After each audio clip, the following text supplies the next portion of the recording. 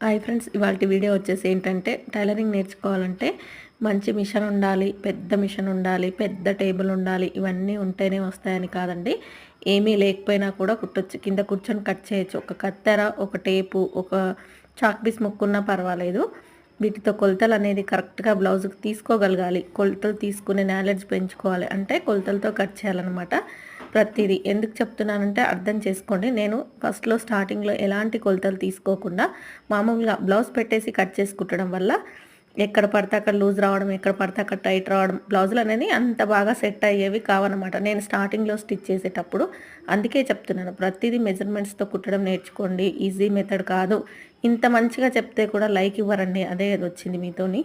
ఏంటంటే సింపుల్ అంటే వెళ్ళిపోతారు, చూస్తారు, లైక్ ఇస్తారు, కామెంట్ రాస్తారు. కానీ హార్డ్‌గా ఉన్న కరెక్ట్‌గా చెప్పే వాళ్ళకి మాత్రం లైక్‌లు ఇవ్వరు. వీడియో చూస్తే లైక్ చేయండి.